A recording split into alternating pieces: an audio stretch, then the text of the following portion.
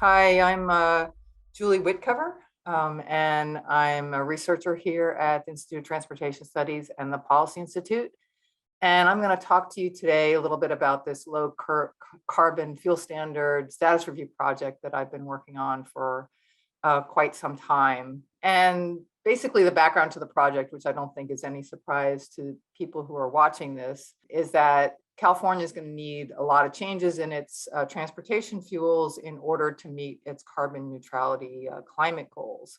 And this graphic is from a study that ITS did for the California EPA earlier this year, basically illustrating that. And the low carbon fuel standard, which is sort of the centerpiece of the project, is a policy that is really important part of California's suite of climate policies to reach these goals. And it focuses on the transportation sector. And basically, this project was started in not long after the program, basically as soon as data became available, because of the broad interest in this low carbon fuel standard and its market mechanism. It basically creates a system of financial incentives that add costs to high carbon fuels and uses that to subsidize low carbon fuels, and makes targets for carbon intensity transportation fuels tighter over time.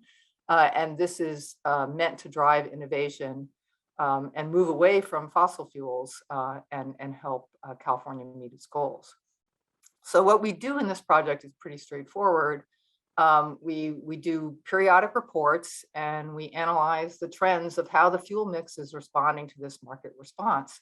And that includes volumes of different types of fuels, how their carbon intensities change, and what happens in this market of credits. And then, what other things outside the program might be affecting how the fuel mix is performing, like the renewable fuel standard, court cases, and other things. So as I said, it's pretty straightforward. It's a retrospective analysis, and we synthesize mostly publicly available data. And there's some byproducts to it. It basically has created, since it's been going on for so long, a track record of fuel market response to specific policy incentives. So you can see what the credit price was, what incentive it created, and what the market gave up in terms of lower carbon fuels from where in response. And so there are others there's been growing interest in this blueprint of a model in other states, the federal level and internationally. And the data are also used to underpin transportation transition modeling, like the transition to 2045 study I showed just before. And especially it helps us understand what's going to happen in the near term, because it's so tied to the actual market and away from abstractions of what we need and hope to get, but there's a real market response here. And I wanted to add that in terms of funding, we've been funded mostly by foundations, and then the STEPS program, Energy Futures, shown in this graph, but it hasn't been funded directly by the agencies themselves. Partly because we're giving that objective look. And I have to say, when we started this project, I wasn't that sure about the value added for it, because the data are publicly available. But my colleague at the time, Sonia Ye, was sure that it would have a value add, and the response has really borne that out. Basically, state agency personnel and other people interested in the program have really have looked to this to kind of understand what's happening in the low carbon fuel standard. So as I mentioned, it's a growing blueprint, or growing interest in the blueprint. So there are other jurisdictions who have taken this on. British Columbia, excuse me, about the same time as California, and Oregon as well more recently. And now Washington and Canada both have fuel standards under development. And you'll see in the final column that they all have pretty ambitious targets. So basically the idea is that this will generate more of a market demand than would happen in California alone for low carbon fuels. On the bottom of the graph there, the table, I list others that have had activity in this space in terms of bills going through their legislature or plans to follow something similar. So just a little flavor of the kind of thing that we do.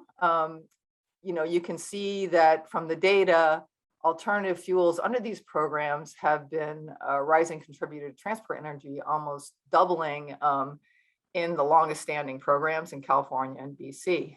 So there is real change occurring.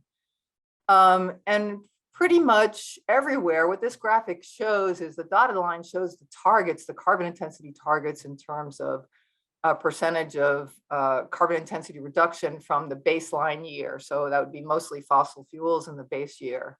And it divides it into what kind of fuels are supplying most of the change. Is it diesel fuels or is it gasoline substitutes? And we're seeing that in most jurisdictions, especially in the US, it's really the diesel substitutes that are driving change. It's biogas, it's renewable diesel, it's biodiesel. Ethanol is making some difference on the gasoline side, but limited due to the 10% blend that most gasoline is set at, especially in California. And increasingly electricity is making a splash too in that pool. You can also see that there's real incentive here. This is the credit price per ton of carbon that's saved relative to the standard. And you can see the prices have gone up over time, and this is as the standards become more stringent. This graphic here just gives you an example from California, what this turns into in terms of gallon incentives. So these are, and we break it down by feedstock here for the biofuels.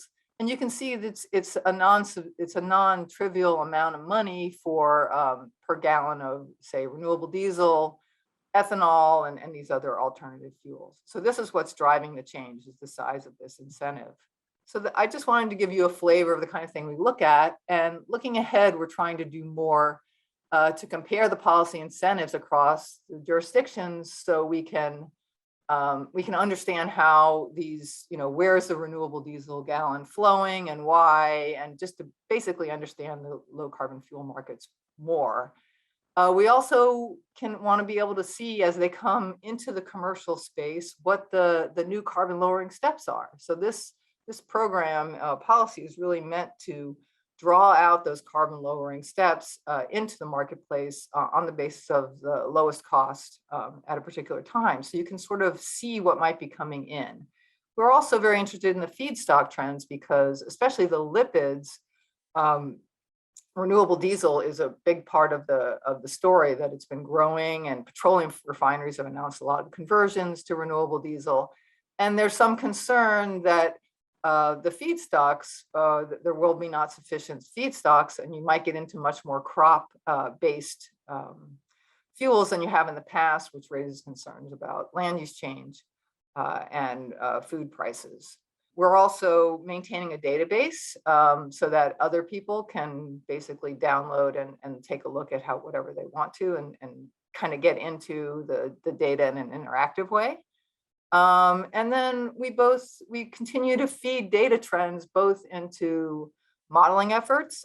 My colleague spoke on one of these videos recently about an LCFS credit market model, and these data underpin that. But we're also looking at historical analyses now that we're developing enough data. We can start to look backward in a statistical way to kind of understand stuff. So we're doing some work on credit price pass-through right now. So here's this page just has a few links to to some of the work that I've discussed here, and the data visualization tool at the bottom, and our most recent status review, which basically compares California, Oregon, and British Columbia. The URL is there as well. That's all I wanted to discuss. thank you. I have my contact and that of my colleague, Colin Murphy.